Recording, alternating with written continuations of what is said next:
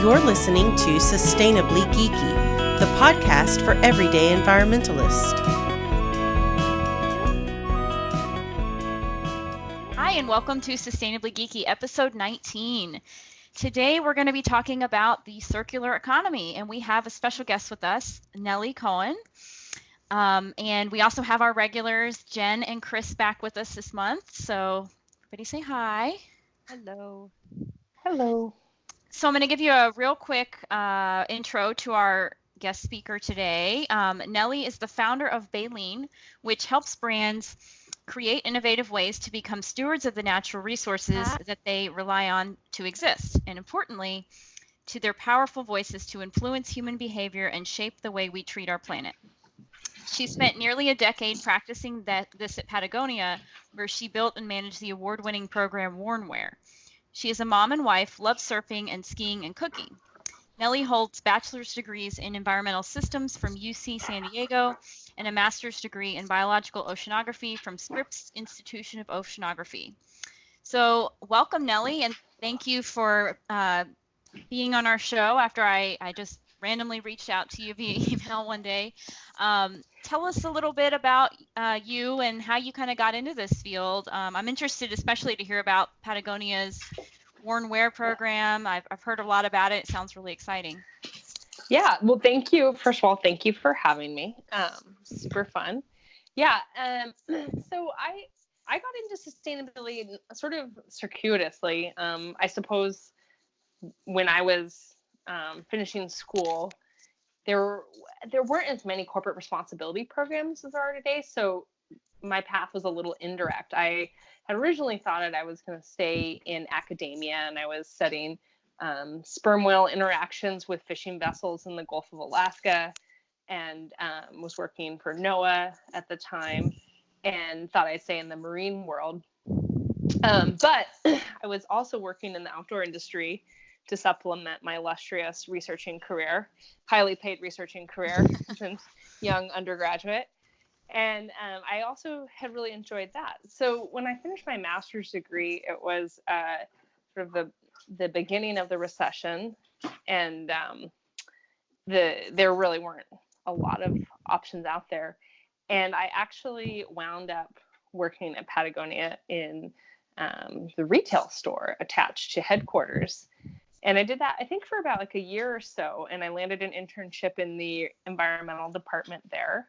And kind of from there, like, things just really happened naturally from that point forward. And when I came into the environmental department full time, it was around the time that Patagonia had put out the "Don't Buy This Jacket" ad in the New York Times on Black Friday, which I know a lot of people in sustainability circles may recall, but it was the big headline that said, "Don't buy this jacket." And then it gave a bunch of reasons why, which was essentially like, if you need a really good jacket, great, we would love to sell it to you. But if you don't need it, don't buy it, because there's no way that all the resources that go into creating this product will ever give back more than they take. And that led me to kind of being a project manager on what was then called Common Threads, and then over the years matriculated into Warnwear, which, if you haven't heard of it, for people listening, it's a program for repairing, buying back, and reselling used Patagonia clothing, and also, most importantly, really celebrating the stories of people with their Patagonia clothing via video and Instagram, mainly, in sort of an effort to change this idea of people as consumers of stuff and towards becoming owners of stuff, that empowered ownership where you're able to repair the things you own and be happy with what you have. Yeah, it's interesting that today, the mindset of businesses seems to be planned obsolescence. Let's make it as minimally, as possible in a lot of cases, but knowing that they're going to have to replace it, such as, these are phones every 2 years or whatever, because they're going to slow down, they're going to break.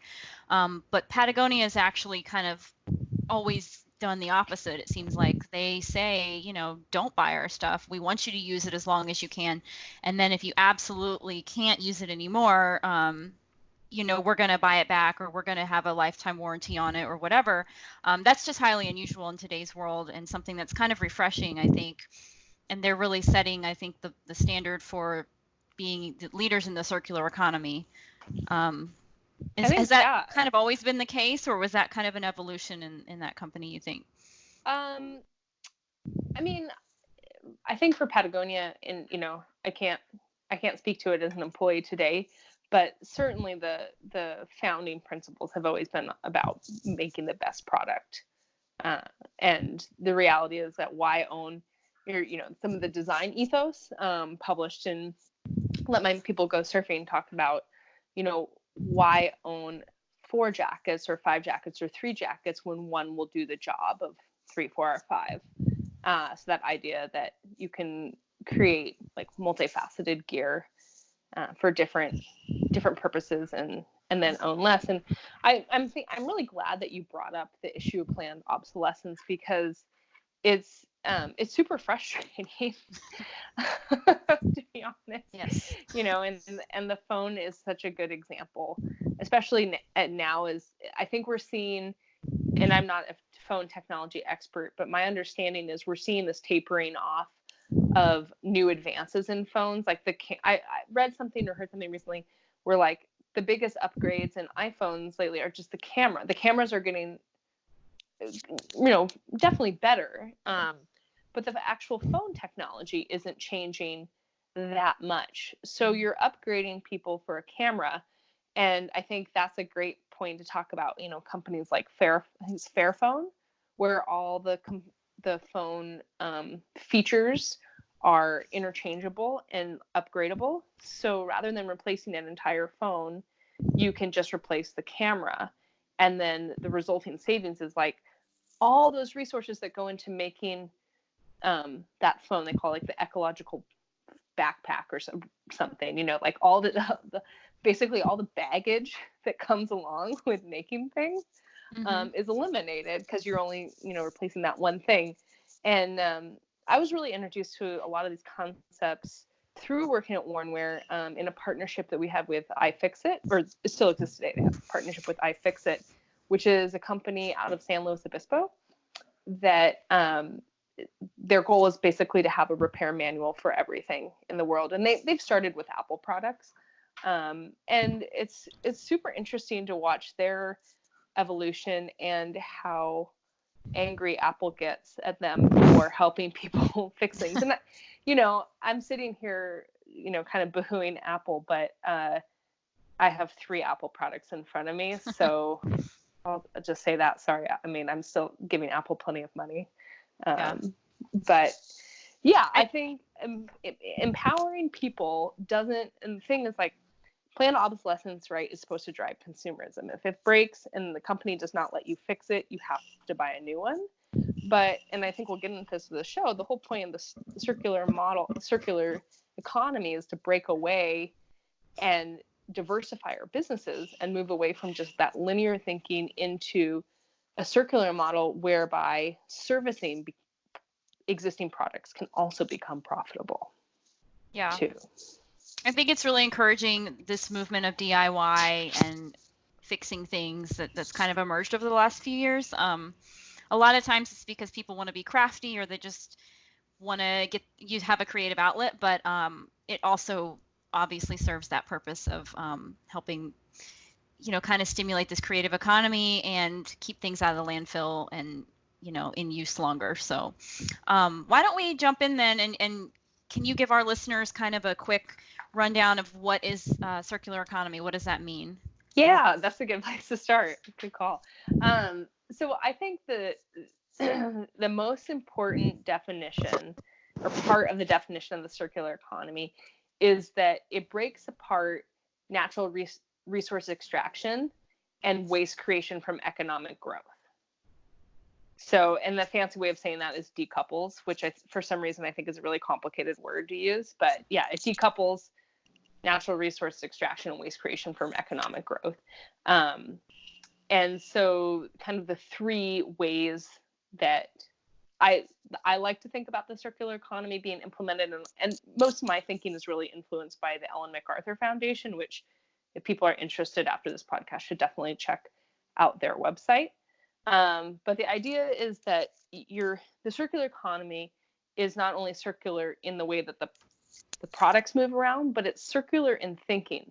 So you actually think, before you make a product, you think about, how am I going to design out the waste and pollution that this product causes? How can I design it so that it can stay in use as long as possible, or when it's time to, when its first use is done, how can it be broken apart into components that can then be recycled or reused? So again, this like really circular thinking idea. And then ultimately, the way everything is made should regenerate natural systems rather than exploiting them. So the current model that we have is like a linear model, right? Like it's a straight line versus a circle, and the way I always think of it, tell me if this is incorrect, is we consume, or we make a product, we consume it, we throw it away. Exactly. And that's kind of the life of the product. With the circular economy, you kind of start with the end in mind, and you think about, how am I going to dispose of it before I make it, before I buy it? Exactly. Yeah. Correct. Okay. Yeah. So I have a question. Like, most of the listeners are probably consumers. And so are there websites or places people can go to find where these products exist in the marketplace? Because it takes up a lot of time for people to do the research, right? To like understand, oh, this pencil is in some sort of circular economy versus some that isn't. I mean, I'm just curious if that exists in the world somewhere, so people are more informed consumers. That's a really good question. Maybe somebody wants to like make a like an e-commerce site that just sells products with sort of circular systems attached. We need like the Angie's List for circular economy. So here's what I would suggest. I think like one of the most accessible places of information, if you're in the market for whatever product it is to look on the company's website and determine if, like, how they stand by their products. Do they have like that lifetime guarantee? Do they have any repair services? Do they have a buyback program? It's surprising how many companies actually do. And sometimes it's just not called like our circular economy sustainability program, because that's not every company's branding. Like, I came across one the other day, talking with somebody, GameStop, like the video game store. Mm-hmm. You can trade in your video games there. Oh yeah, and your video game consoles and any kind of, my gamers in the family, and we trade in everything that they don't want to play anymore, that we're getting an upgrade or whatever. There. Yeah, so does Quinn, my son. He lives there too. It's great. There you go. Right? Yeah. Like, and that's interesting, because I would have never. GameStop's like shouting from the rooftop. Yeah. We would have never thought that that's a circular economy thing. But you're right. You're giving things more life. You're providing consumer a cheaper product, and it's kind of a win-win. Yeah. I think that's like the base level, and hopefully, I know it's like a little bit more time, to look things up or whatever. But maybe it starts with like bigger purchases, but that's gonna be the big indicator there. And then I think this one is more like personal too, but you can also shop for things that you feel like are more timeless. So, buying things that are super on trend, that are going to be hot for a minute because some celebrity is using it, like, that's probably not going to have the same shelf life as something more classic. Whether that's clothes or furniture or cars or whatever. You see that a lot with the minimalist mindset, right? It's just buy barely what you need, use it, until you can't anymore, but everything's multifunction. And Chris and her family kind of live a minimalist lifestyle to a certain extent. You guys are, a growing family, but small house, small footprint, and everything kind of has multiple uses. It's really neat. but it's a hard shift to make, if you've grown up in the consumer economy that we have, where Totally. just buy everything in the moment. And I think like it is how you're raised too, and what you're used to using, and like how foreign things feel. I have this whole like, I let the dog go. I feel like plastic bag ecosystem in my house. That's reusing all the plastic bags. And I don't think anybody understands my ecosystem, but there's some that like get saved for like the vegetables that come out of the garden, and then some that have to go back to Target and get dropped off to be recycled, and stuff like that. So yeah, but if I always, another like sort of easy thing to think about too is like, are you using something and throwing it away versus using something that could be washed or repaired, like, and the simple things like a sponge versus paper towel. Yeah. And I mean, you can start getting into life cycle assessment and footprints and arguing, well, sponges take more energy and stuff to make like that. So it can get really complicated, but I think in general, avoiding disposable products. While there may not be a specific site that outlines like, here's all the places you can go that are circular, there are some sites that help you recycle or dispose of hard to recycle things, like TerraCycle. Earth 911 lets you look up where to recycle things by zip code. But are there any like certifications people can look for that show that this was sourced sustainably, that you can dispose of it a certain way? I know there's like a recycling symbol or a compostable symbol, but are there any others that stand out to you that people can look for when they're shopping? Yeah, I mean, I'm glad you brought up TerraCycle, because they're awesome. There's another label that is increasingly seen it more prominently. It's the How to Recycle label. I forget who's managing its implementation now, but it essentially uses a couple insignias and logos to help people understand how to recycle stuff, which is great. And then I'm trying to think what else would be. I mean, there's labels like fair, like there's all sorts of labels related to the sourcing of materials, which is certainly part of the circular economy, but a little bit like tangential. I mean, they're labels that help products that kind of touch on, I think, that third point of like regenerating natural systems type idea, or like, creating things in a more sustainable way. But there's not a, I can think of one label that is sort of, it was kind of before the circular economy became a buzzword, but the Cradle to Cradle certification, that would be one. So Cradle to Cradle Institute. Yeah. Can you explain that term for folks that may not know what it means? I know that's a big kind of buzzword in circular economy. It's kind of like, it's exactly, actually, I think you said it really perfectly in your definition, elegant, simple definition of the circular economy, but it's thinking about the end first. So Cradle to Cradle literally means how a product's made and then used, and how it returns back to being, how those same materials can be returned and reused into remaking that product or another product.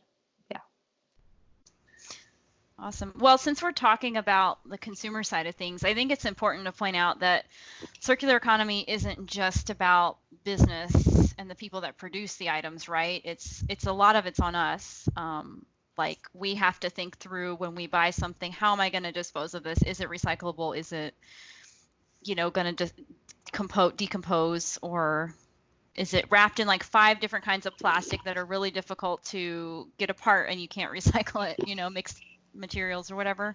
Yeah, a lot of it is on us. And I think the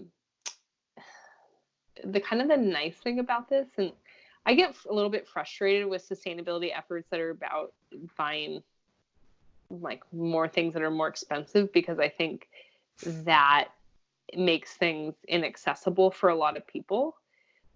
Like, you want an eco-friendly car, like you have to buy a Prius or a Tesla or something.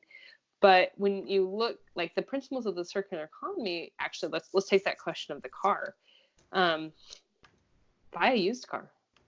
It's already been made. The impact has already occurred. The manufacturing impact has already occurred. So the best thing you can do with that car is to use it more. It's already out there, as opposed to, buying a brand new car that incurred, a bunch more of environmental impacts to be made in the first place. So I kind of joke, like, the circular economy is basically how our grandparents lived, sort of Depression era people, and you end up saving money, having fewer things of higher quality. There's a quote like, poor people can't afford to buy cheap stuff. When you have to buy 4 of the same thing because it wasn't well made to begin with, it ends up costing you more than saving a little bit each month to get that thing that's better made, and better made by a company who will stand by it and replace it for you, at their cost. So yeah, I want to echo what you were just saying. Like, I won't name the shoe company, but they take plastic out of the ocean. And so you're thinking like, oh, this is a really good thing. I want to support, this company and what they're doing. But, their shoes are like over $100. And you're just like, is this really, the best thing that we're trying to promote here is, reuse stuff, but don't always make it like crazy expensive and people don't have access to it. So yeah, I think it's we were talking about, or first asking about, you brought up the issue about the websites and like, where can people go to shop or buy used things. And I probably should have said in the beginning, like, well, there's 3 websites that come to my mind right off the bat. There's the brands that aside from Patagonia they're doing their own resale programs. A lot of them are using a service called Yerdle Recommerce, which is spelled Yerdle. And so you can go to yerdle.com, and that will link you to Patagonia's program, Eileen Fisher's program, REI's used gear program, Taylor Stitch, and Arc'teryx. So like, that's great there. And then there's also the Renewal Workshop that hosts a ton more like outdoor brands as well on one website, which is really cool. And then I do think that important player in this space is ThredUp. And for people who are just like, maybe looking like at worn wear or REI used gear or whatever, and still saying like, gosh, well, this is still expensive, even if it is used. ThredUp has done this amazing job, I think, of positioning themselves as an affordable online thrift store. And I love that they really stick to their guns about their approach to this. Is like, this should be access for all. Like, you shouldn't have to be a millionaire to live a sustainable lifestyle. Mm-hmm. And they're really committed to keeping their prices low. And I really enjoy shopping on their site, actually. I think it's really easy to use. And as a mom, a young child, I don't have the same time I used to have to like dig through a thrift store racks. Even though I actually really enjoy that, I just don't. And now I can dig through racks online. Yeah, I do like, I haven't bought anything yet from ThredUp, but I do like that they show you what it would sell for in a retail store brand new, and then they slash it out and then tell you what their price is. So you do see how much you're actually saving. So if you want to get that Patagonia fleece or whatever it is, and you're like, oh, it's Patagonia, but it's $30. So yeah, that's not bad. And I like how their website's set up. I know they have really, like, I don't know, I buy like a lot of I really like Madewell and like Anthropologie and stuff. And they have and Lululemon, like, they have a lot of really nice stuff. Yeah, everything. Lots of nice stuff. And then when they put like rare find, because it's like something designer, like haute couture designer, and you're like, oh, yeah. What's that about? Yeah. So it's, you can, I just started in the last couple of years thrift shopping. My kids, I'm not sure how old your child is, but mine are, I can take them along with me, and I'm trying to show my daughter how to thrift shop. Sometimes she makes a face at me like, Mom, but is it already in the waste stream? It's already here. You never know what you're gonna find. No, look at this, it's treasure hunt. It's $5. My child is 2, so he thinks grabbing something and running out the front door. Well, I run out the front door after him. It's like a fun game. And Yeah. Don't set the alarm off. No, And that. But yeah, I remember those days. Yeah. So I have a question about, did Patagonia ever address like the return on investment for their program? Like because a lot of companies avoid it, I think, because there's this, misunderstanding that it costs more for the company to do these types of programs. So did you ever look at the numbers behind that, or do you want to talk to that at all? Yeah, I'm glad you asked that. So Warnware has always been revenue generating for the company. And that was a really important decision that we made very early on, actually when it was still Common Threads. We were really inspired by Eileen Fisher's program, which at the time was called Green Eileen. Today it's called Renewed, I think. But Green Eileen had this very cool model of, taking things back from customers for a pretty nominal gift card, and then reselling them and donating the proceeds to programs for women and girls. And they were doing it all in brick and mortar in New York and Seattle. And the stores were gorgeous and like really, really cool. I know like a lot of people are like, what is Eileen Fisher? And you're like, well, it's like probably stuff your mom or your grandma wears. But actually, Eileen Fisher materials are absolutely outstanding. And you can pick and choose and wear it well before the age of 60. I'd highly recommend taking a second look. But they were doing that sort of as this philanthropic model. And we felt at Patagonia that we wanted to make a business case with Warnware. We wanted to say, look, we want to build this thing not as a giveaway program and not as a cost center, which oftentimes sustainability programs can be, at least initially, until perhaps the savings from implementing a new technology pays off in 1, 2, 5, 10 years, whatever that whenever that ROI kind of hits. And so with Warnware, we made sure it was profitable from day one. Wow. Yeah. So do you know if if that program has inspired other companies to kind of do something similar? Since I would imagine, other people are looking at that saying, wow, if they can do it, we can do it. Yeah, I think certainly you're seeing so much action in the outdoor space, the outdoor industry space, like REI launching, North Face, Arc'teryx. I'm sure I'm probably forgetting somebody in here, but the outdoor industry has done, I think, a really excellent job of being early adopters of a lot of sustainability initiatives and ideas within the apparel industry. And this seems to be following that pattern. That's awesome. Yeah. Well, someone recently lent me their copy of the book about Patagonia's business model, and I'm excited to read it and learn more and kind of see how they're, spreading sustainability in the business community and the world a little bit at a time. So, So your current position with Baleen, tell us a little bit about that organization and why you decided to start it and what you guys do. Yeah, I mentioned I have a son, and I really, for me, like, everybody parents differently, but I wanted to be able to be home more with him. And so that prompted me to take a step back and launch my own company, which you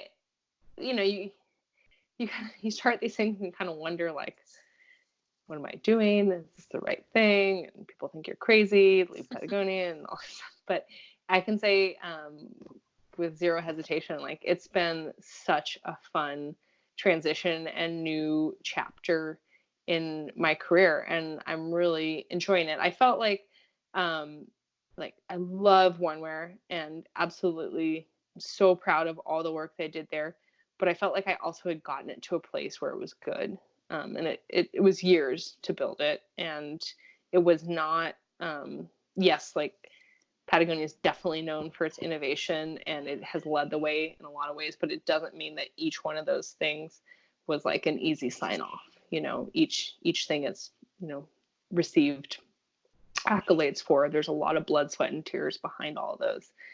And so I feel really lucky. I'm able to kind of take that experience and those learnings from building Warnware and bring it to new companies and new clients. And it's been really fun. So yeah, I think, I mean, my wheelhouse and expertise is in building circular economy programs that help brands get more life out of the products they already own, and again, create these revenue positive business models within their companies. And my hope is that in doing this, it just becomes the way that we do business. It doesn't become like, well, I wonder who I could buy something from where, I guess maybe they'll take it back, or like, where can I shop used or something? I just think it should be completely second nature to any company that's making a consumer good. You should make it well enough that it should last through more than one owner, and be able to be taken back. And if it's not one owner, then it should be able to be broken down and reused. So yeah, that's my vision. I don't know if I have enough years on this planet to do this, but yeah, I'm trying. Well, you're making a difference already with the programs and the businesses you've been working with. So, can you give us any examples of, the types of programs you've implemented and kind of how they work, just so that people can kind of conceptualize, like, how, if I work at a business, how could I start implementing some of these changes maybe, or? Yeah. Nothing that's proprietary, obviously, but right. Just general. Well, I mean, so it all starts with the product design, and that's where, you have to give credit to, like, the designers at Patagonia build things, and the product developers and all the product teams work to ensure that products are of the highest quality so that they can be reused. Like, that's where it has to start. If you're going for a circular economy program based, like, on resale, it's not the only route by any means. Being able to recycle products and break them down is it's a different path, and it can also be extremely effective too. No matter either way, you still have to be able to get your products back from your customers. So that's so step one is, like, do we have products that are resellable? Okay, yes, great. Take the next route, which is, how are we going to get these back? And that's where, to me, like, what I really love about this work is, it's not just business, it's not just sustainability, it's not just marketing. It's like where all three merge to engage with customers, which is just, I really like multifaceted problem solving. I just think it's really interesting and fun, and complicated and messy, like how life actually is. Yeah, so then you have to figure out how to get the products back, and then, okay, well, what needs to happen once they're back? How do they need to be cleaned? How do they need to be checked, like, safety-wise for some products? How do we ensure that what we're putting back in the world is not going to be a disappointing experience for people, because that would undermine the whole effort? And then along all these points is how, you're, as a company, you're going to build this thing. And so you should leverage all these opportunities. I was just talking with a client yesterday about a future recycling program, and we were discussing what a great opportunity this is as they're trying to get their products back for recycling. It's a great point. It's a great way to engage with your customers beyond that sales conversation. So, you get to talk to them about, hey, send your used packaging back to us, and it's just a different point that's really valuable to reach out to them and engage, create engagement, brand loyalty, and an interesting relationship versus just that's what I use, but yeah, it's just like any other thing. Yeah. So how do you address greenwashing? Because that's something that a lot of companies, they'll say they're being more sustainable, and they're jumping into the circular economy.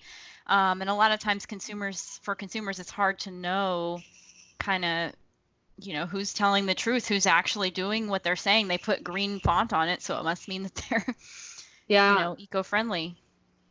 Well, I mean, when I'm advising my clients, I just start with the Federal Trade Commission, FTC's Green Guides regulations, which if those are followed, they really do an excellent job of outlining what is and is not acceptable for greenwashing.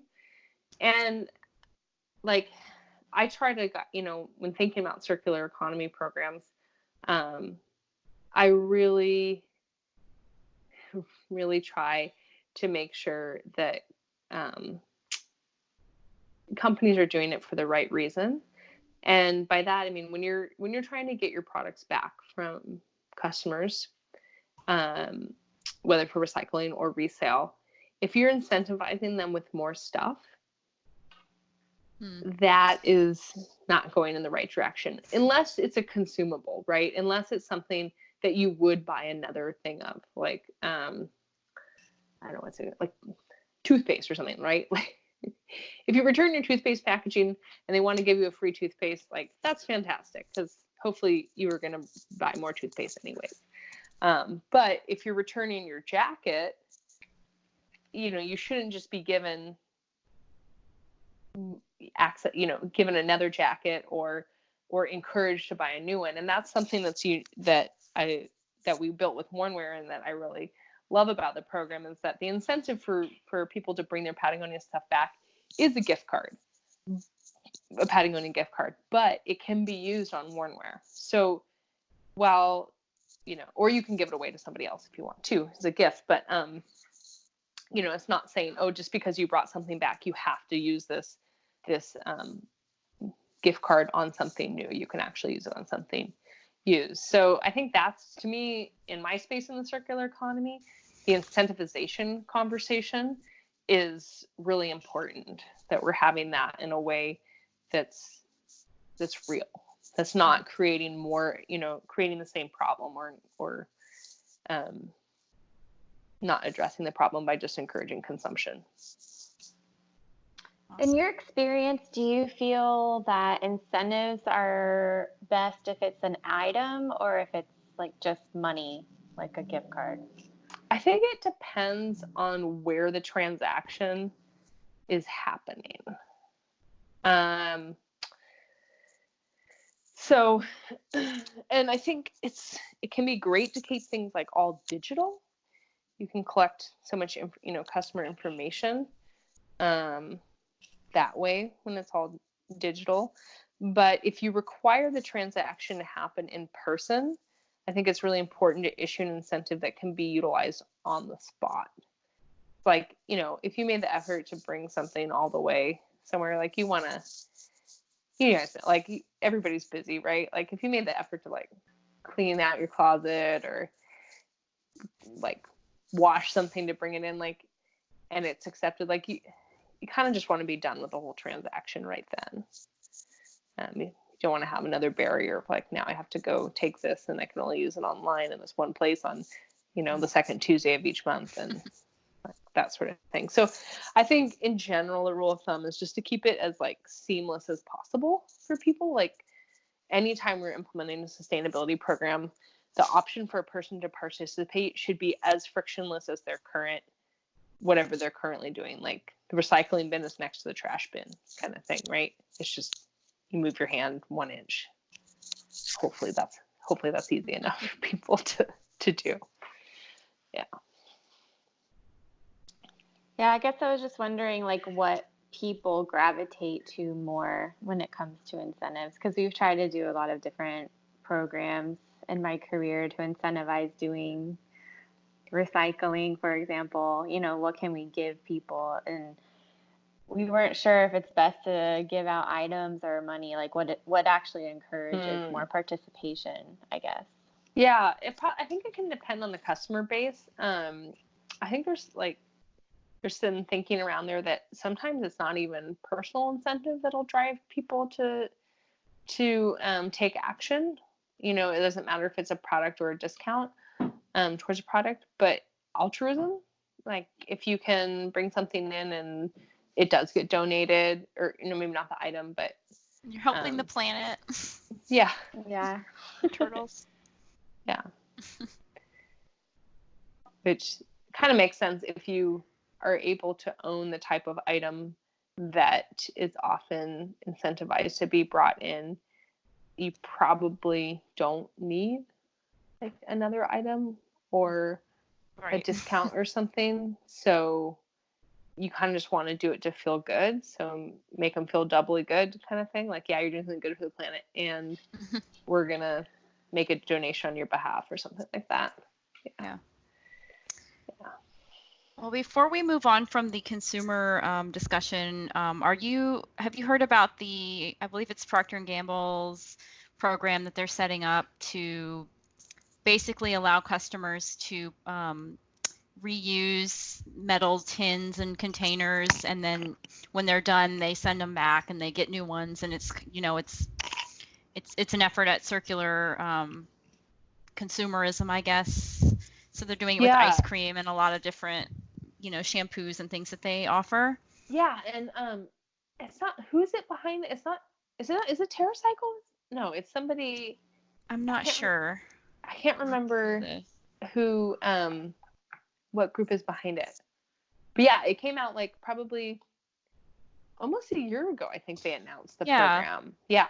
So I'm just wondering, do you think a program like that would be effective and cost effective for the business and effective for the consumer who's used to just ordering online anyways, but then they have that extra step of sending something back and waiting for it to get, received and returned or cleaned or...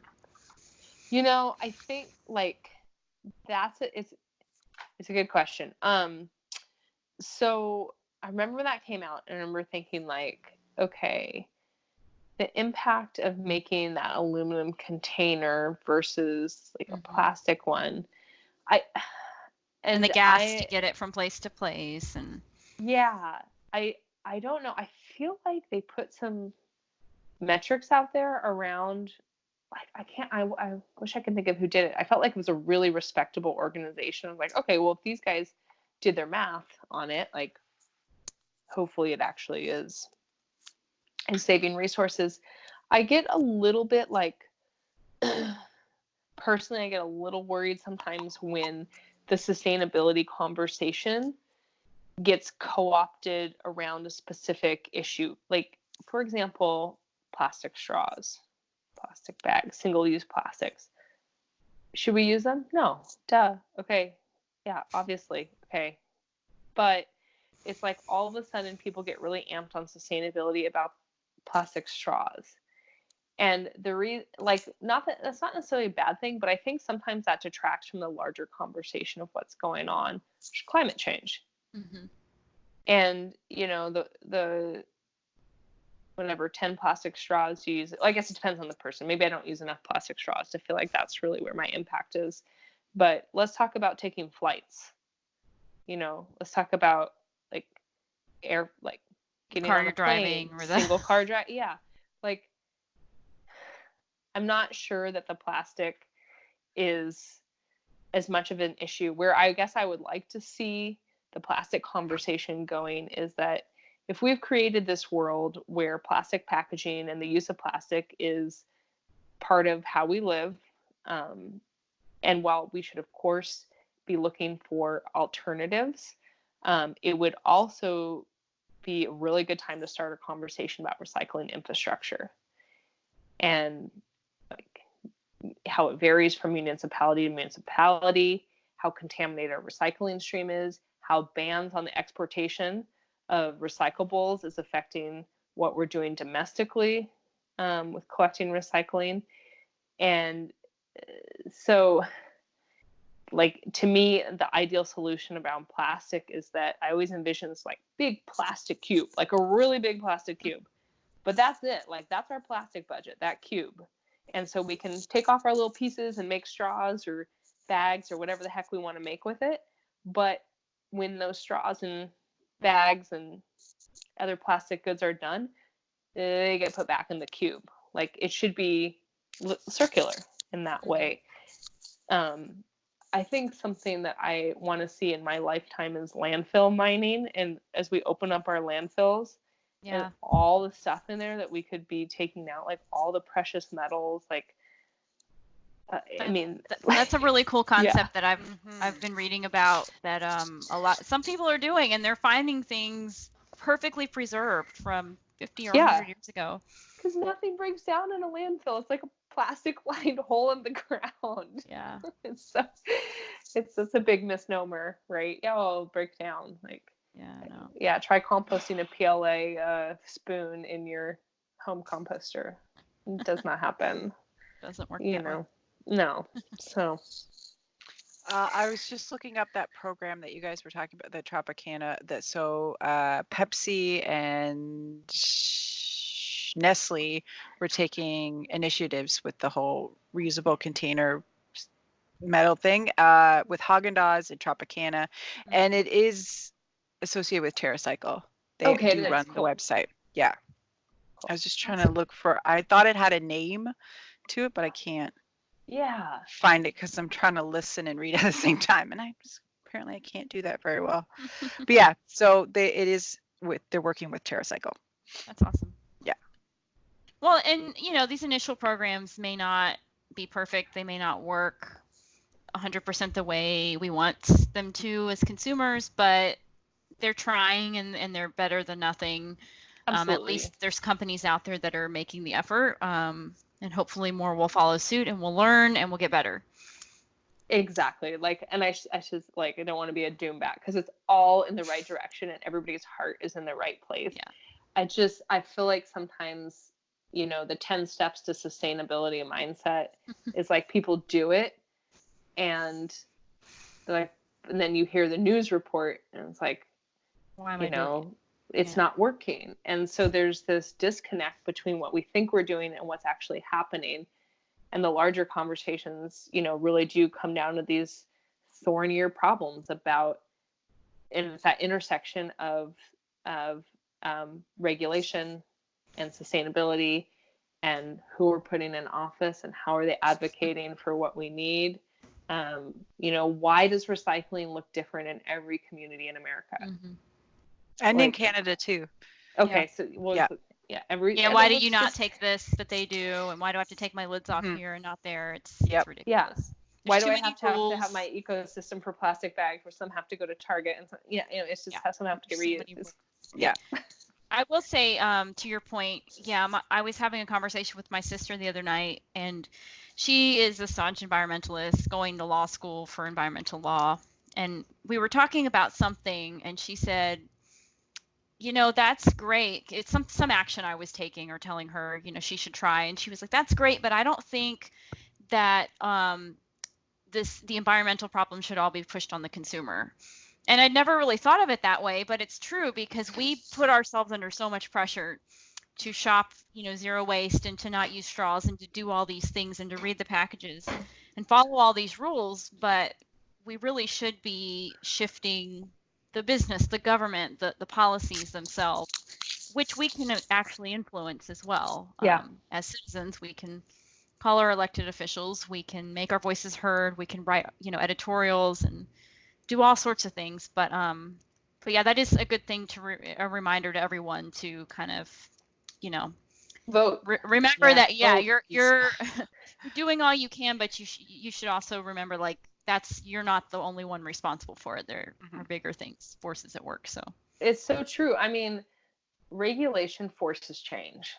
Like, I mean, yes, some companies, depending on their customer base, right? Okay, if you're a company that sells to supposedly eco-minded millennials, like, you're interested in, out of your own like welfare, you're interested in doing things right. But that's still a choice versus a regulation that's a requirement. Right. And that's when we've seen the biggest leaps, right, in environmental protection in the US, right? Your Clean Water Acts, your Clean Air Acts, like the ozone layer getting fixed because we stopped using CFCs. Yeah. Right. So, our refrigerators are no longer putting holes in the ozone. So those are the kind of things that make these huge impacts. And I'm really glad you brought that up, because I think that's like been a conversation that's been quiet lately. And maybe it's just today's political landscape doesn't lend itself to those kind of conversations. But I hope that in the next year, there'll be more people in office that are open to picking up that torch again. Mm-hmm. Yeah. Got my fingers crossed for you guys. Thank you. Thanks. Love from Canada. Yeah. Any other questions or comments on the consumer side of circular economy, or even the business side that we haven't already touched on? I don't think so. I would just say, I would definitely tell people to go check out the Ellen MacArthur Foundation website. Like, you can learn so much, and there's so many case studies across all sectors. I feel like no matter where you are in business, your sector probably has an example of a circular economy program. And if it does, like, Ellen MacArthur Foundation will have it. So. Okay, awesome. Yeah. Well, I did have one more question that we haven't already touched on, and this is kind of a heavy one. So the circular economy basically, is going to require us to overhaul our current economy as it is. It's going to require a big shift in the way businesses run, the way we shop, the way we think. So what are, the benefits and challenges associated with this, and kind of how can we address those things and get people on board? Yeah, it's a big one. And I feel like somebody who championed this type of transition at a company where you wouldn't think there would be two, blinks about it. I can only imagine what that conversation is like for companies that haven't been thinking about this. But in the same breath, I will also say, I have clients that are just beginning their sustainability journey, and this type of program, a resale program specifically in the circular economy, is far more appealing to them than any other sustainability measure for two reasons. One is that even though it's taking significant resources to put the program together, it's not going to be a cost center. And secondly, because it creates a sustainability program for all product, for pretty much every product that they've ever made, retroactively and going forward. So they felt like this was an excellent way to prioritize their sustainability to-do list, was to start with a circular economy program.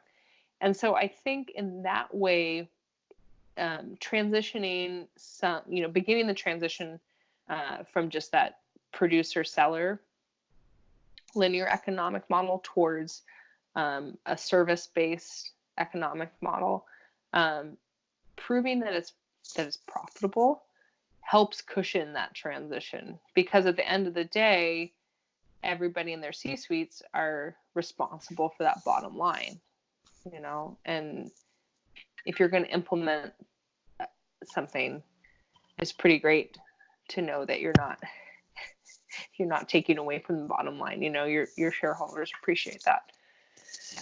So I think that really helps the conversation. And there's just so many examples of it now.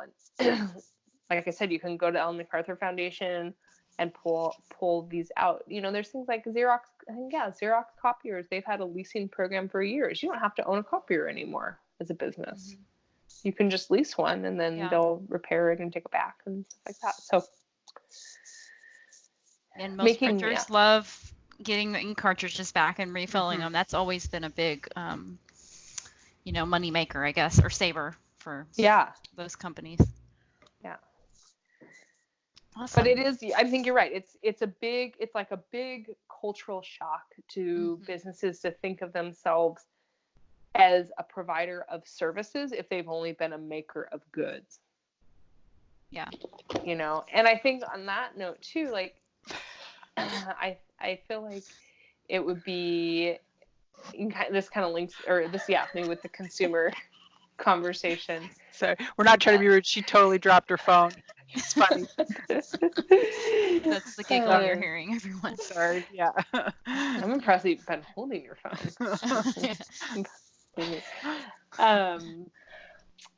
I think like Patagonia's always offered free repairs, and a lot of companies offer free repairs. But if we're truly serious about this, I think one thing that like the ideal sort of partnership for me is that there would be a regulation that requires companies to have a repair program, for whatever type, like, okay, come up with the qualifications. Like, yeah, I get not every item's repairable, but, or, needs to be repaired, but a lot do. But we should also be willing to pay for that as consumers, I think. Yeah. It's a service like anything else. Yeah. And I think capitalism is great, but it's gotten to the point where it's so rampant, everyone can start a business without thinking through a lot of these concerns, and it's just about making money, and it's just about, what thing can I offer that other people aren't offering with no consequences. I don't have to think about, the waste I produce or the cost, the environmental cost of things, and that really needs to be included in the business model, I think, going forward for everybody. Right. Ideally, like in the cost of goods. Mm-hmm. Yeah. One thing I just wanted to add, there are a lot of companies that are trying to reuse plastics and turning them into items, such as clothing or shoes. And so I would just do your research, because sometimes those products can actually leach into your skin and your body. And so I know it's not something we really touched on today, but there are health effects that are, there are concerns about things like that. So just be aware of what you're putting on or in your body. Yeah. That's a good point. Always a good policy. Yeah. Yeah. And sometimes they can, like, microplastics can leach out of that into the water too, and that's not great either. So my mom really got into some clothing line that was like, oh, we're reusing all these things and we're making new products, and then she found out that they leach into your skin or something. So just be aware that environmental also includes health, right? For your own physical well-being and for the planet. So just keep that in mind. But yeah, general trend or message today is stop buying stuff if you don't need it. And if you do, make sure it's you're reusing something that already exists. Or if you have to buy new, just make sure it's something that lasts 100 years. Mm-hmm.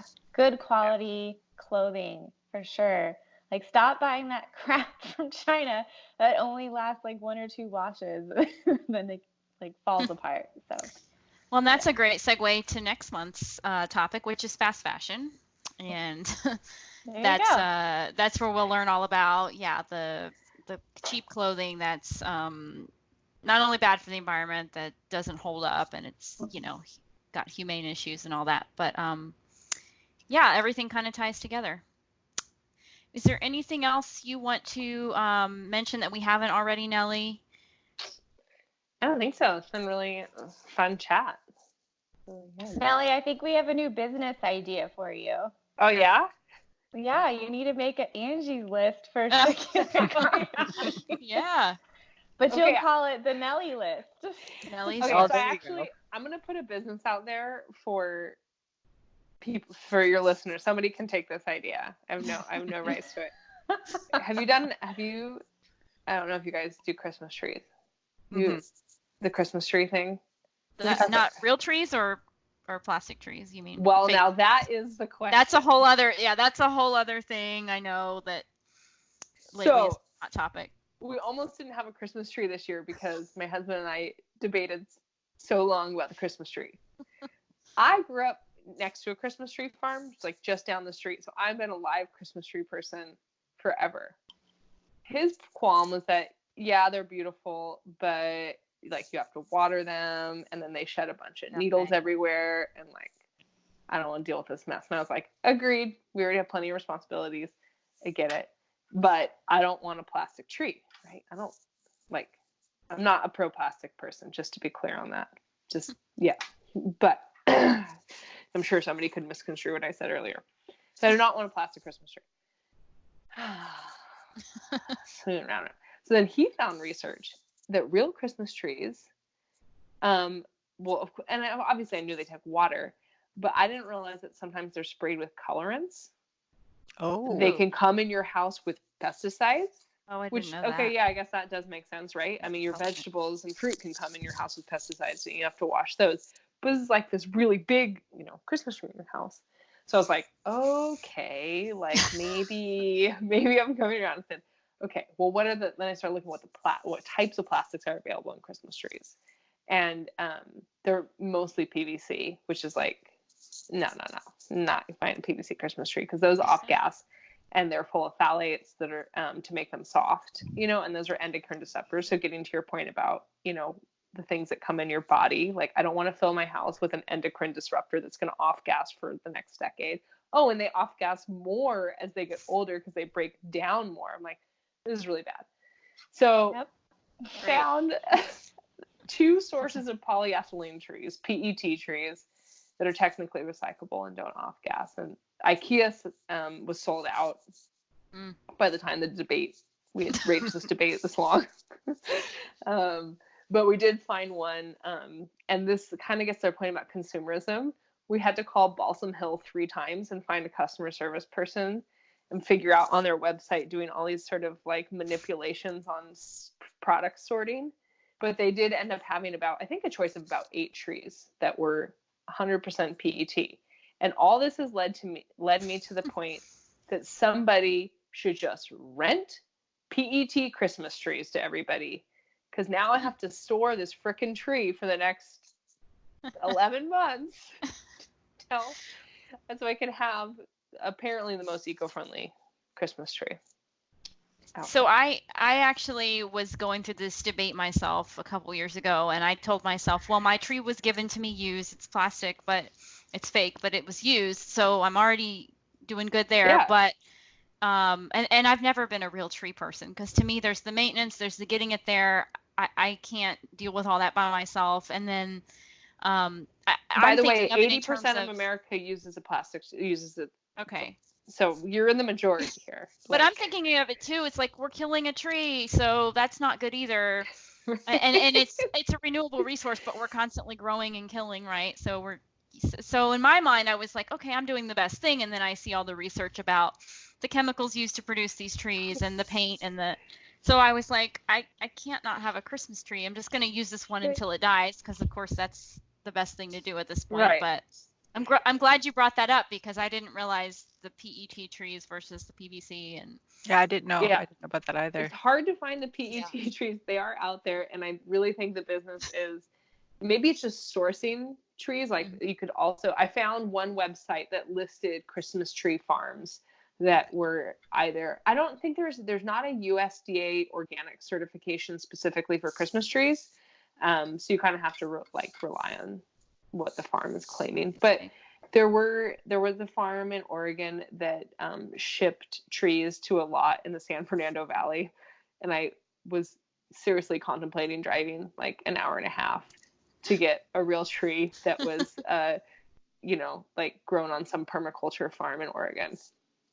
But instead, a PE tree was shipped to my door. So interesting. See, this could be your green life hack right here. You just helped so many people figure out Christmas next year. There it is.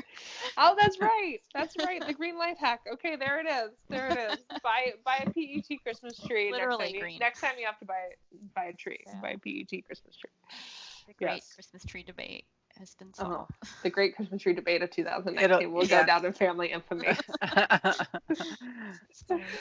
Yeah. How far before Christmas did you end up getting this tree, by the way? Like maybe a week. Oh, wow.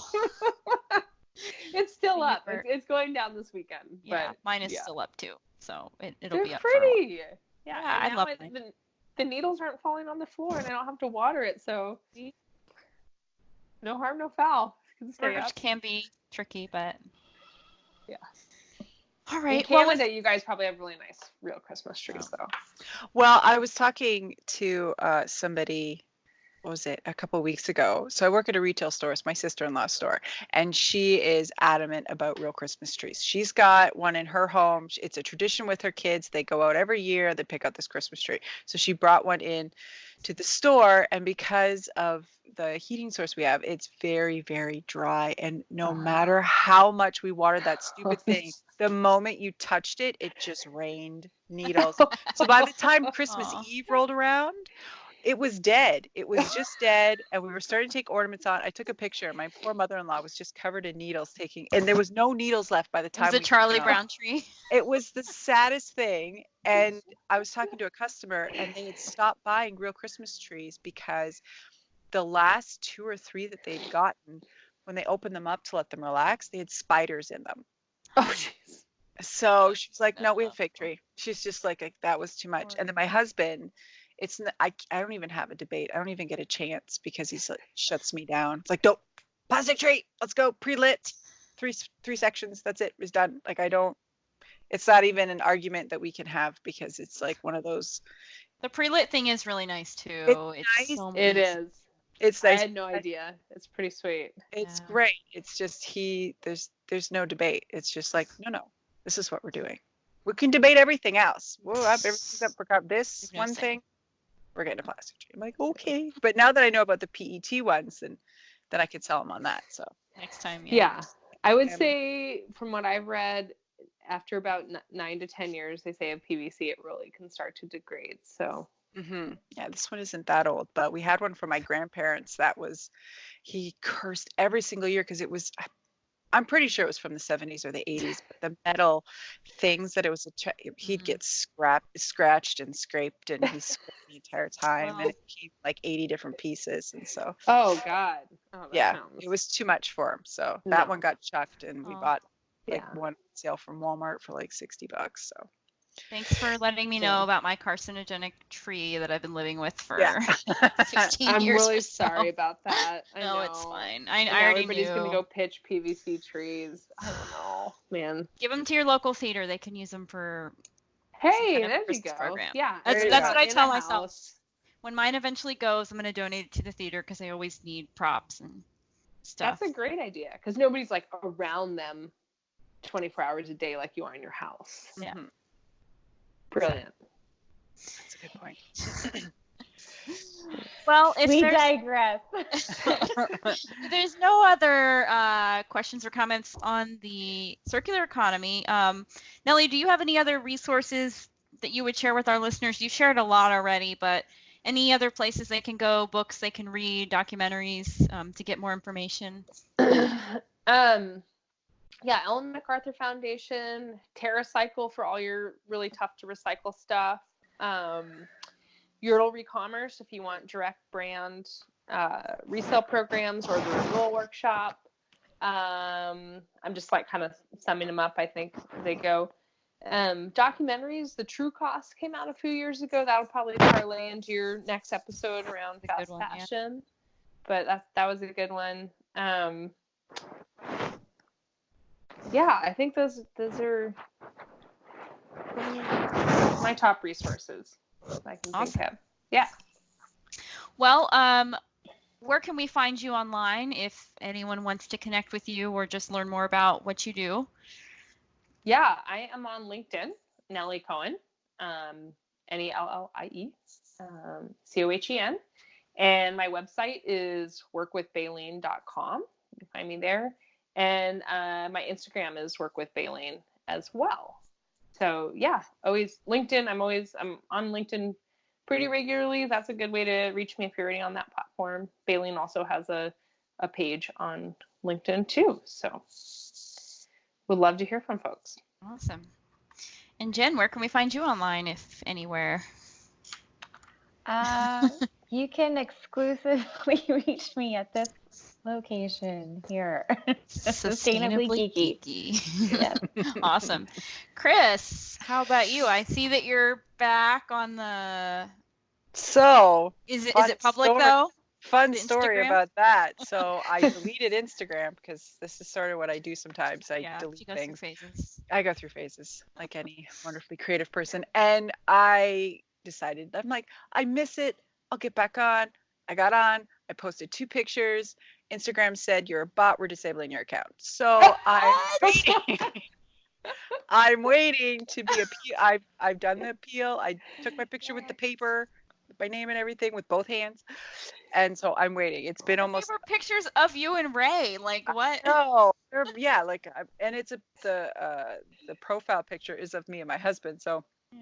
Is it because you've canceled it so many times that they're like, somebody hacked your account? Somebody like, this girl's not real. I have no idea. They think I'm a bot. I mean, I guess I understand. They're trying to be thorough. They're trying to crack down on those bots and stuff like that. But so when it comes back up, I am on Instagram now. It is a private account, but yeah, it's called the Burrow Life because I'm a giant Molly Weasley fan. So that's what it is. So when it's up, you can reach me there. And then I'm here at Sustainably Geeky, Marginally Geeky, which we are doing a show tomorrow, which I'm super excited, on Dennis E. Taylor's books because we're interviewing him next week. And then Epically Geeky, and we're doing a new show too soon. I know. Eugene's nuts. I know, because he's got not a million things that he's got to do. So that's going to start, I think, this month. It's called Creatively Geeky for creative people. And we're very original with our names. I know. We've got a thing going. It's awesome. Yeah. I'm digging it. That's it. Well, awesome.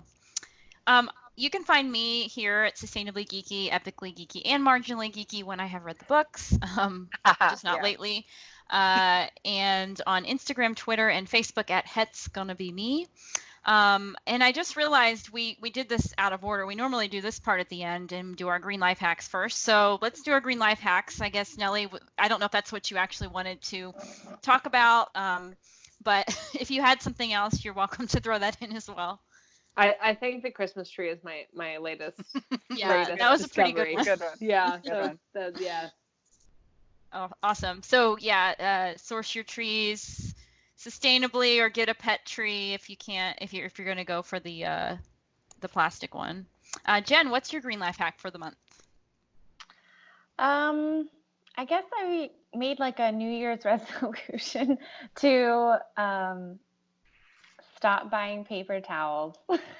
Nice. I know that's like not a green life hack necessarily, but it was just one of those like last kind of items that I like really had a hard time getting rid of because my dog and my cat throw up a lot, and I just didn't want to have to wash it and deal with it.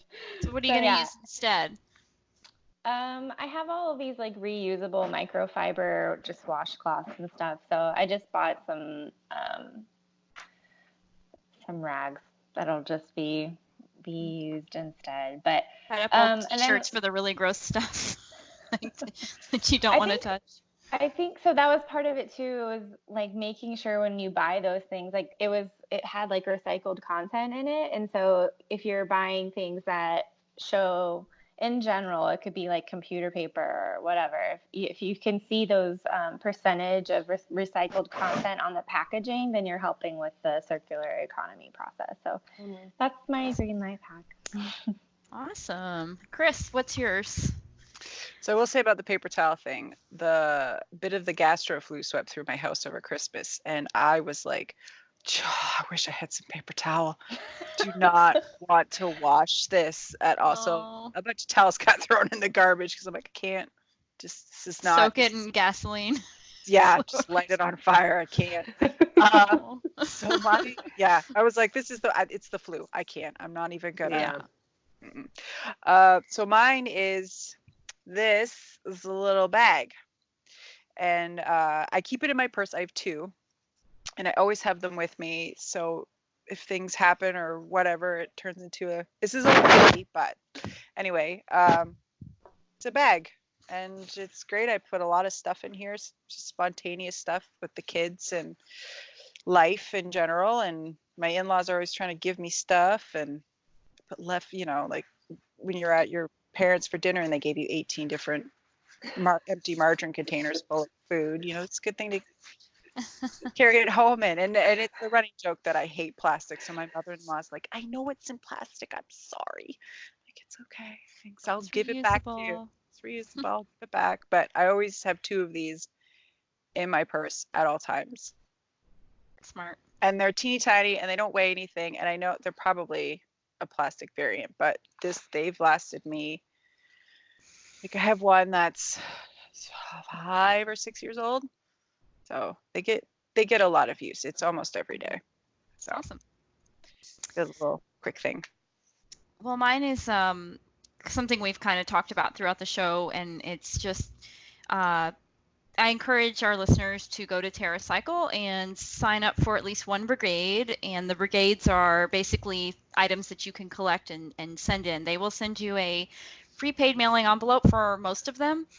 There are certain things that if you want to collect in bulk, you can order a box and you have to pay for that. But it's really great because the companies a lot of times sponsor the shipping, so you don't have to pay. You just have to order the label and then send it back.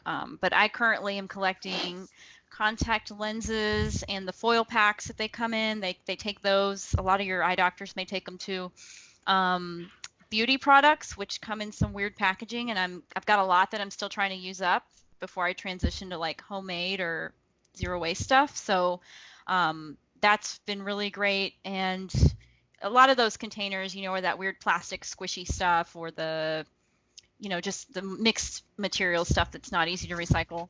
And then I also I've signed up for like the Febreze spray bottles because we use those at work. So when I get a few of those, and then Brita water filters. So these things that like you may use a lot and not really know how to dispose of them responsibly, or because they're made of weird materials. But go on there, and if your kids eat a certain kind of snack or you like shopping for some kind of product, they may just have the packaging for that available at TerraCycle. It's a great program, and I encourage everyone to try to do at least one if you can, and start it at work and school and wherever else. So with that, we've already gone over where you can find us online, but you can find the show on Facebook at Sustainably Geeky, Twitter and Instagram, and of course on all of the regular podcasting sites. So we are on YouTube, Stitcher, iTunes, Google Play, Pandora, and Spotify. Please subscribe to us if you haven't already. Give us a 5-star rating or whatever their system is. Share us with your friends. And if you have ideas for topics or you're interested in maybe talking about something yourself, shoot us a message and we'd love to hear what you have to say. So thank you for listening, and everyone have a great rest of your day.